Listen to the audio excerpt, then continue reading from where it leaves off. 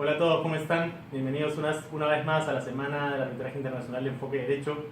Mi nombre es Fabio Núñez del Prado y el día de hoy nos acompaña Miguel Burgos. Miguel es socio de Uría Menéndez y tiene a su cargo la práctica del arbitraje internacional en Uría.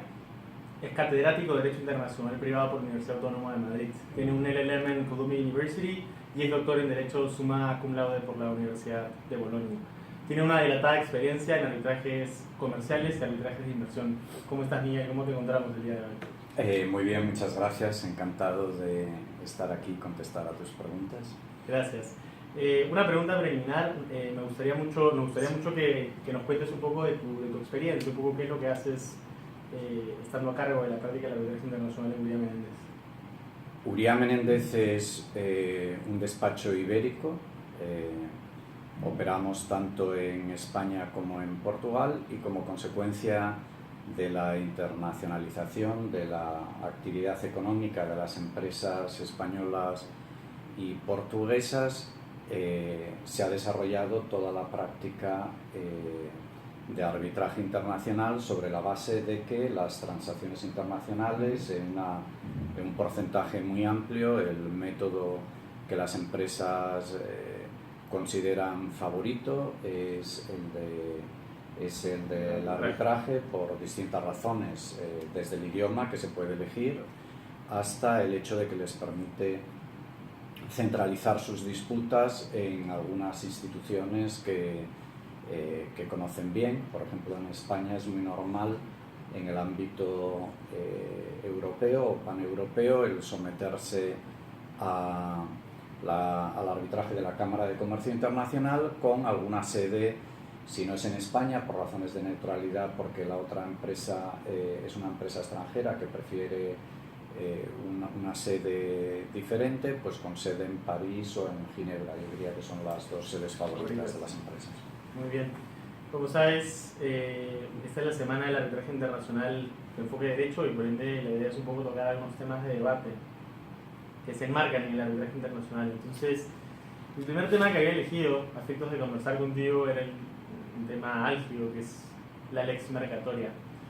Entonces, de manera preliminar, quería preguntarte directamente, ¿qué es en tu opinión la lex mercatoria? ¿Qué es la lex mercatoria? Yo, como soy poco disciplinado, para empezar a contestar la pregunta y después iré a ella, me gustaría comenzar con un caso, que es el caso Accenture. Accenture es el resultado de la división de Arthur Andersen, que era una auditora y consultora que estaba establecida en más de 45 países, son 45 países en todo el mundo, y como consecuencia de las tensiones entre las dos actividades decidieron un divorcio, y para divorciarse uno de los problemas era, como no, el económico, el de las cantidades que se repartían en ese contexto, y decidieron someterse a un arbitraje internacional.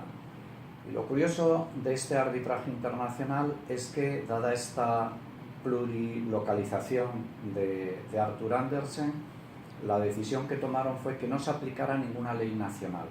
Entonces, la primera regla para el árbitro es que no se aplicara ninguna ley nacional.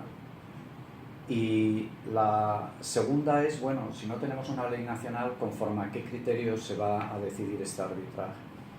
Pues en el mandato al árbitro, por cierto, un árbitro único y de nacionalidad colombiana, en el mandato al árbitro se decía que se adoptará la decisión sobre la base de los contratos, de los estatutos de las sociedades, porque Arthur Andersen era como una especie de franquicia con una sociedad central en Suiza, que después iba autorizando el uso del nombre de Arthur Andersen con una serie de condiciones de uso en los respectivos países, y si el árbitro no podía decidir conforme a los contratos, a los estatutos y, lo que es importante, los principios que se pudieran deducir de esos contratos y de esos estatutos, en último término decidiría conforme a la lex auditora. A la pregunta de si eso es posible, la respuesta es sí, clarísimo. El arbitraje va desde el arbitraje de derecho al arbitraje de equidad. El arbitraje de equidad es un arbitraje no jurídico y caben fórmulas intermedias. Y entre esas fórmulas intermedias está la de que los árbitros decidan conforme a los criterios que las partes le indican. Y si efectivamente eso es así, pues en cualquier gran ciudad podemos ver a Accenture como una firma independiente de lo que había sido Arthur Andersen y es el resultado del laudo. Así que en ese sentido lo primero que tenemos es un principio de autonomía fuerte en el ámbito del arbitraje internacional. Esto por un lado. Dos, en la práctica se encuentran referencias a que las partes decidan conforme a la lex mercatoria. Yo, en mi experiencia, nunca lo he visto. Ni he visto nunca ningún contrato donde las partes dijeran este contrato se regirá por la lex mercatoria. Sí he visto, en cambio, en relaciones, curiosamente con China, que las partes sometieran algún contrato a los principios de derecho de los contratos de UNIDROIT, que forman como una especie de minicódigo que completa el contrato. De todos modos, esto es una excepción. Lo normal es que los contratos en el ámbito internacional sean muy largos, porque en cierta medida sustituyen o intentan evitar las reglas que por defecto se aplican y por lo tanto se contractualiza al máximo todo lo que puede ser la regulación de las diferentes cuestiones que puedan surgir en el contexto de formación y ejecución del contrato, pero como decía, no someterse abiertamente a la lex mercatoria. Siguiendo avanzando, sí es verdad que no tanto la lex mercatoria cuanto principios como los principios UNIDROIT o los principios de los derechos de los contratos europeos o la Convención de Viena sobre compraventa internacional de mercaderías. Todos estos son ejemplos que se utilizan cuando el contrato se somete a una ley nacional y en esa ley nacional hay una dificultad de aplicación o hay una laguna. Entonces hay una tendencia fuerte a utilizar el derecho comparado y sobre todo, más que el derecho comparado, si se trata de un contrato internacional, este tipo de instrumentos que de algún modo representan reglas de los contratos, sí, pero también reglas consensuadas entre culturas jurídicas diferentes. Y el último punto, existe un orden jurídico diferente, que sería la lex mercatoria, que existe independientemente de los derechos nacionales. Bueno, yo creo que no. Después, si quieres, te explico algo diferente. Y el único país donde se acercan a esa posición es Francia, pero yo de verdad no creo que los jueces franceses estén legitimados desde el punto de vista incluso constitucional en Francia para ellos mismos establecer una regla de reconocimiento en el sentido de que habla Hart, de las reglas de reconocimiento de lo que es jurídico, de lo que es derecho. No creo que los jueces puedan por sí mismos hacer esa regla de reconocimiento para en fin, que desde el punto de vista del ordenamiento francés se entienda que existe un ordenamiento paralelo, exterior y superior, o por lo menos que sobrevuela los ordenamientos nacionales. Es decir, que en esta última fase no creo. Vale. Yo creo que, digamos, una de las principales inquietudes de las que se habla con respecto a la ley mercatoria es que de alguna manera algunas personas piensan o saben que existe, pero nadie sabe exactamente dónde encontrarla. alguna vez he escuchado a algunas personas que hablan de la lex mercatoria como una serie de principios, por eso normalmente cuando se habla se pacta como norma aplicable los principios generales de derecho de los contratos. O sea, hay una fuerte tendencia en aplicar lex mercatoria. Entonces se suele decir que la lex mercatoria es una serie de principios, pero existen otras personas con una perspectiva un poco más económica que dicen que la lex mercatoria no son principios, sino que tiene una tendencia más praxeológica, es el clausulado de los contratos que se encuentran todos los días. Por eso se habla de la lex petrolea o la lex construccionis como FIDIC, por ejemplo. Entonces la pregunta que tengo para ti en ese sentido es, ¿dónde encuentras la lex mercatoria? ¿Son ciertamente una serie de principios que encuentras en el cielo, por así decirlo, o más bien se encuentran en la práctica, en el día a día? Bueno, hay dos maneras de ver, porque lex mercatoria es un concepto demasiado amplio. Si nos referimos a los usos y costumbres de un sector determinado, a lo que son los usos comerciales, desde luego que tienen una importancia capital, y hay sectores enteros donde uno no entiende la contratación salvo que entienda cuáles son los usos. Claro. Y esos usos efectivamente se encuentran reflejados en las prácticas, se encuentran reflejados en los modelos de contratos estándar que se utilizan, etc. Pero yo creo que esa parte, digamos, esa concepción, esa versión 1 o versión mínima de la lex mercatoria, yo creo que esa está generalmente aceptada. La que no está aceptada es la versión fuerte o la versión 2, que es esta especie de supraordenamiento. Hay algunos autores en Alemania, recuerdo uno, Berger, que están intentando hacer una compilación de principios, y ha compilado como 85 principios que formarían, digamos, el núcleo de esa lex mercatoria,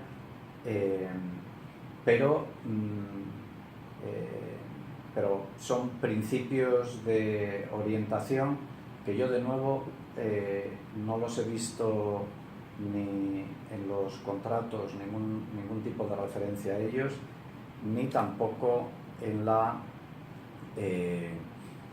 jurisprudencia, arbitral, aunque aquí quizás fuera conveniente hacer alguna matización.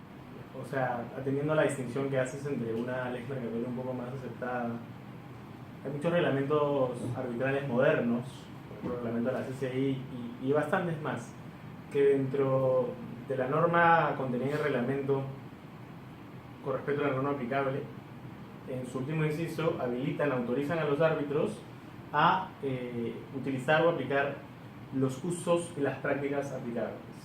Entonces, mi pregunta es, hay quienes han interpretado que en virtud de esta disposición, de alguna manera se estaría autorizando al tribunal arbitral, al árbitro único, a aplicar la lex mercatoria.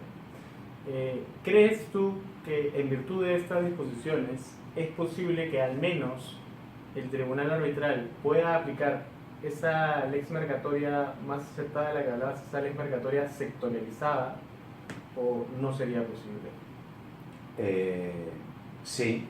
Precisamente por esa razón está incluida en los reglamentos, pero normalmente siempre debajo de lo que es la ley aplicable o las reglas jurídicas aplicables. Y sin duda es un elemento importante de la práctica arbitral el que primero las empresas sepan que esos usos van a ser aplicables, y segundo, que los tribunales arbitrales los apliquen. Pero ese es el área de confort. Si nos salimos del área de confort y nos vamos de nuevo a esa idea de que hay un orden desligado de los derechos nacionales, ya digo que es muy raro ver un contrato donde las partes no digan que se aplica un derecho nacional, aunque he puesto un ejemplo positivo, y ahora voy a poner un ejemplo negativo para ver la dificultad que tiene este tipo de ensayos.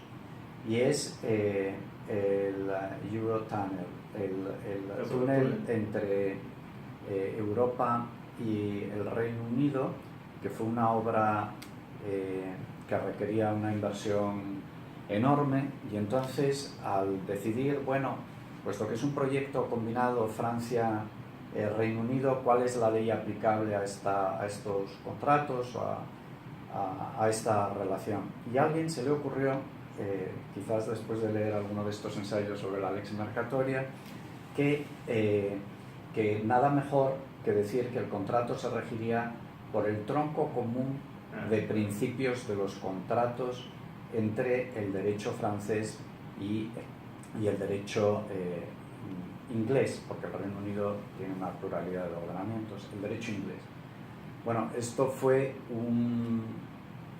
una ocasión magnífica para los despachos de abogados y para un número de profesores europeos que tuvieron que escribir cada vez que se planteaba un problema dónde se encontraba ese tronco común de principios, y al final lo que resultó es en un coste completamente desbordado para determinar los problemas que surgieron, y por lo tanto esa sería, digamos, una experiencia fallida.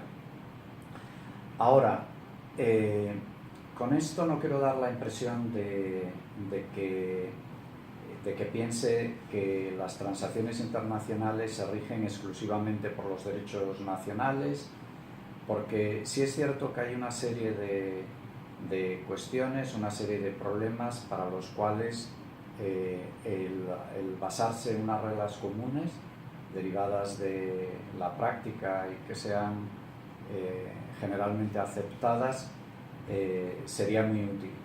Sobre todo en el mismo plano procesal, es decir, de la resolución de conflictos.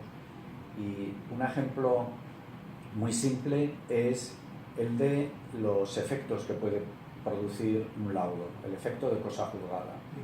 El que el efecto de cosa juzgada de un laudo arranque del derecho nacional, del derecho de la sede, trasplanta o comunica al ámbito internacional las 10.000 dificultades que cuando uno se pone a estudiar la cosa juzgada en los distintos derechos procesales nacionales se encuentra.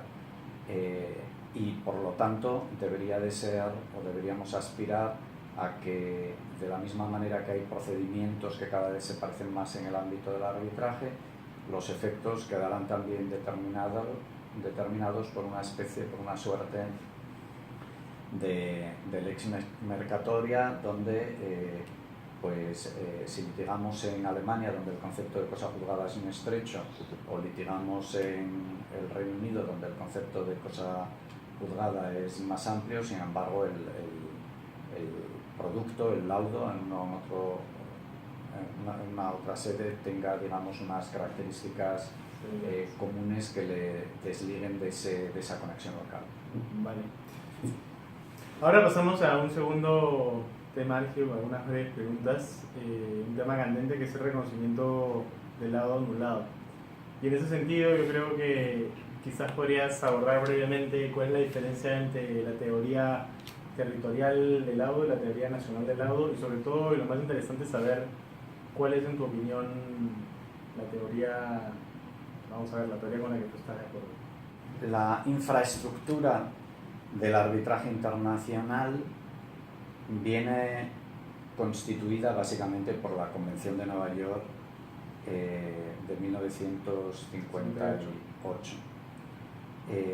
1958 es hace muchos años. Esto quiere decir que la concepción de partida de la Convención es una concepción donde la ley de la sede tiene una importancia capital. Y por lo tanto yo sí creo que tiene razón, por ejemplo, Riesman, el profesor Riesman de Yale, cuando dice que hay una jurisdicción primaria y una serie de jurisdicciones secundarias. Yo creo que esa división sirve para ejemplificar la importancia que tiene y que sigue teniendo la sede. La ley de la sede, además, en la ley Modelium Citral también tiene ese papel central que le corresponde, por ejemplo, cuando son sus tribunales aquellos que, en su caso, pueden o no decidir sobre la anulación o decidir la anulación o no de un laudo. Por lo tanto, el punto de partida es el de que los laudos encuentran su anclaje en una sede y esa sede establece una serie de condicionamientos sobre el arbitraje, el más importante, el que acabamos de ver de la posible anulación. Y las partes tienen que ser responsables. Pueden ir a un país que sea amigable para el arbitraje y sus tribunales nacionales van a ser respetuosos, van a hacer solo un control de garantías procesales y un control de orden público del denominado, entre comillas, orden público internacional, o podemos ir a una sede poco amigable que, en cuanto el laudo no sea el equivalente exacto, la réplica exacta de lo que sería una decisión de un tribunal de ese país, pues lo van a anular. Por lo tanto, hay un elemento importante y es que la sede puede elegirse en principio y por lo tanto es responsabilidad de las partes elegir una sede favorable. Ese es el punto 1. El punto 2 es que efectivamente la Convención de Nueva York, en la versión inglesa, no se dice que se denegará el reconocimiento cuando el laudo sea objeto de una anulación en el país de origen, sino que se dice se podrá anular. Y sobre la base de este may, de este se podrá, y o combinado de la regla de la mayor favorabilidad, porque la Convención de Viena, la Convención de Nueva York permite el aplicar cualquier regla más favorable al reconocimiento, los tribunales franceses han desarrollado una tesis según la cual el laudo no se ancla en ningún ordenamiento nacional, no pertenece a la ley del país en el cual se sitúa la sede del arbitraje y por lo tanto el hecho de que se anule sería un hecho indiferente. Dicen que el laudo se rige por una especie de derecho internacional, un ordenamiento ajeno a la ley o al derecho del país de la sede y por lo tanto el único control básicamente que procede del laudo es en sede de ejecución. Esta es, digamos, la teoría extrema que efectivamente aplican los tribunales franceses. He de decir que asimétricamente, porque uno va a Francia y ve que anulan laudos. Y el laudo anulado por los tribunales franceses, que nadie intente ejecutarlo en Francia, que no va a ser ejecutado. En cambio, si el laudo, en lugar de ser anulado en Francia, es un laudo que resulta anulado en Suiza, entonces los tribunales franceses aplican esta teoría de que el laudo vive en el mundo exterior y consideran, por lo tanto, que si reúne las condiciones de la ejecución en Francia, se ejecuta con indiferencia de que haya sido anulado o no. Es decir, esta asimetría se entiende mal. Y además se entiende mal por más motivos. Y es que se basa en una idea de unidad. Bueno, es que el arbitraje internacional se regula por un derecho unitario externo o diferenciado, separado de los derechos nacionales, pero sin embargo conduce necesariamente a la fragmentación, porque el laudo, una vez anulado, va a poder ser o no ejecutado según los países, según las posibilidades que en cada país se encuentren. Y hay un caso relativamente reciente, de hace quizás 3 años o 4 años, que es EDF contra Endesa e YPF. Y este es un laudo que resultó anulado y resultó anulado en Argentina y que posteriormente fue llevado a la ejecución en Estados Unidos, donde se rechazó porque había sido anulado, en Chile, en Brasil. Entonces, la tesis francesa lo que da lugar es a una especie de laudo que no puede ejecutarse en su país de origen, que no se va a poder ejecutar en muchos otros países, pero que va buscando lugares donde hay activos a la búsqueda de que haya un país que, como Francia, considere que es indiferente la anulación del laudo y se vaya a ejecutar. Esto, desde el punto de vista de lo que las partes buscan cuando acuden al arbitraje internacional, que es un mecanismo neutral y que proporcione previsibilidad, es completamente lo contrario, claro, lo que obtiene. Es más, en Francia normalmente el primer caso donde la doctrina francesa aplicó esta teoría de que el laudo anulado en el país de origen podía ser ejecutado libremente en los demás estados fue el caso Norsolor, que me parece que es de los años 80, y posteriormente en 1994 hay un caso que es el caso más citado, que es el caso de Gilmartin, que muestra los peligros de que se pongan las teorías por encima de las necesidades de los usuarios del arbitraje.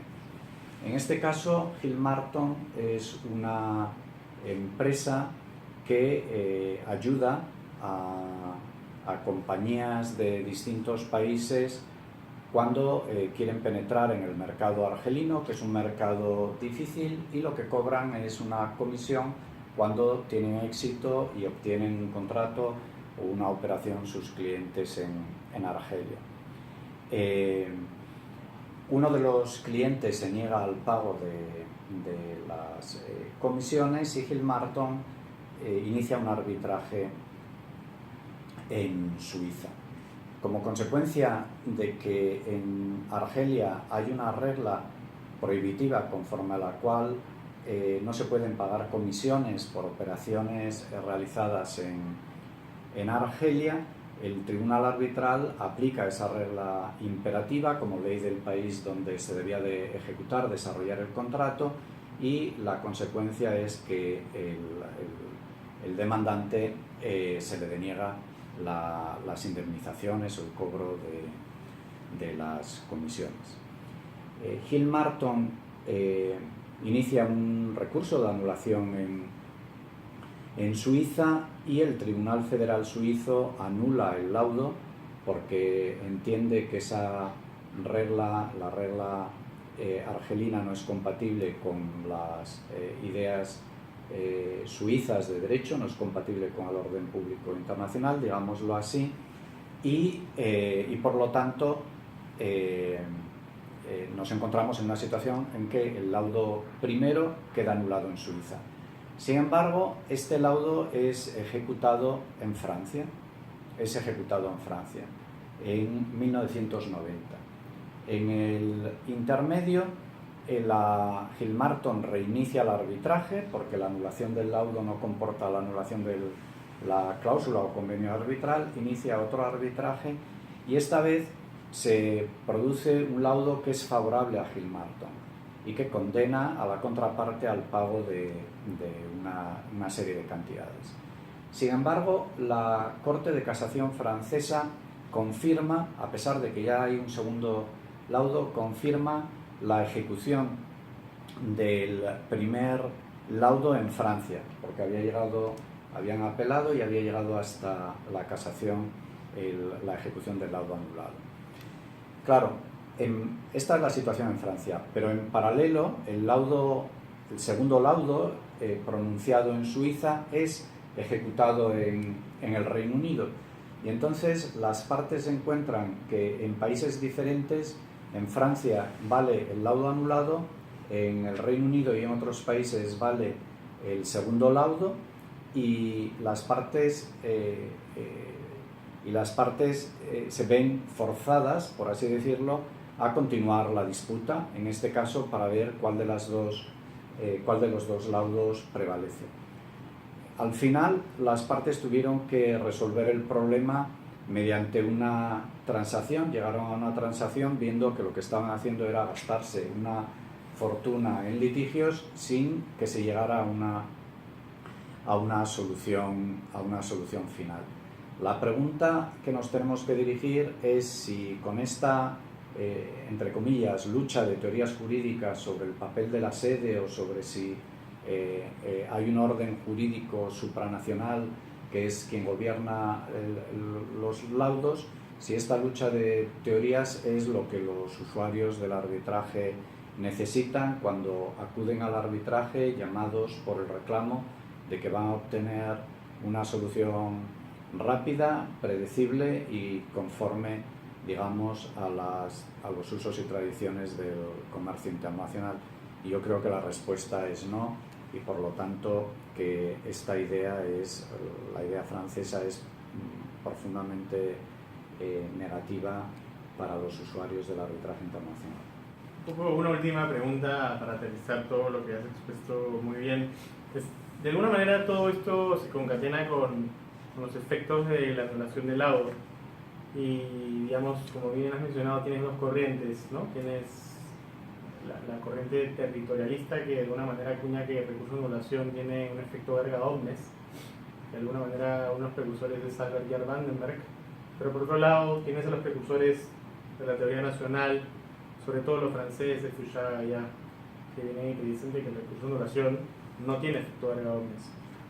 Pero de alguna manera, a efecto de satisfacer los usuarios del arbitraje, así como el reconocimiento del laudo anulado puede ocasionar muchos problemas, hay quienes sostienen que el reconocimiento del laudo anulado puede generar una serie de beneficios, como por ejemplo en aquellas circunstancias en las cuales se anula un laudo en base a causales, a una causal de orden público por motivos realmente extravagantes. Entonces la pregunta que tengo para ti es si no consideras que en esos supuestos, de hecho hay casos en los cuales se anula un laudo porque se atacó, como sé, el arbitraje de Arabia Saudita o algún país conservador, y se anula un laudo porque una de los miembros del tribunal arbitral simplemente era mujer, ¿no es cierto? Ese tipo de casos existe. ¿No crees que en esos casos cabría la posibilidad de reconocer un laudo anulado en virtud de esas causales absolutamente exóticas? Bien, sí, muchas gracias por la pregunta. Y esto nos relaciona con la distinción entre regla y excepción.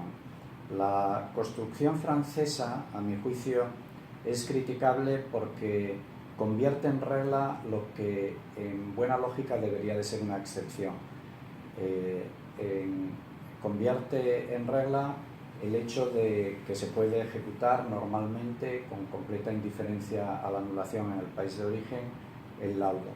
Y eso, en cambio, en el modelo, yo creo, de interpretación de la Convención de Nueva York y además en una lógica, digamos, de atención a los usuarios del arbitraje, debe de ser la excepción. Y efectivamente hay países, los Estados Unidos de América, el caso Cromalloy o el caso después Termorrillo, y en otros países lo que se llega es a una construcción más elaborada, donde el principio de base es que si las partes han elegido un arbitraje en un país determinado, deben de responsabilizarse de su elección, y por lo tanto, si se anula el laudo, bueno, pues ese es uno de los riesgos con los que deben de contar a la hora de elegir o no esa determinada jurisdicción.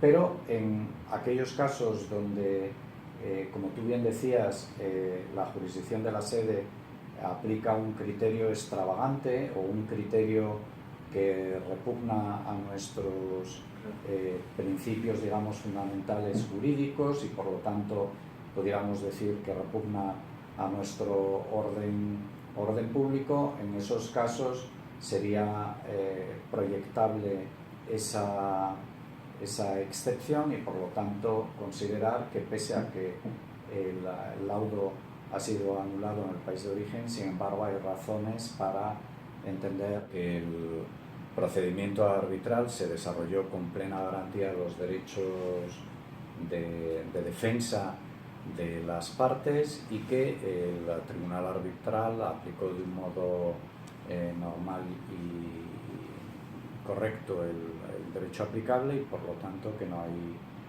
razones para no ejecutar ese laudo así firmado en el país donde la ejecución se pide. Vale. Bueno, muchas gracias, Miguel, por esta cátedra de arbitraje internacional, y esperamos estar contigo nuevamente. Muchas gracias a todos y hasta la próxima ocasión.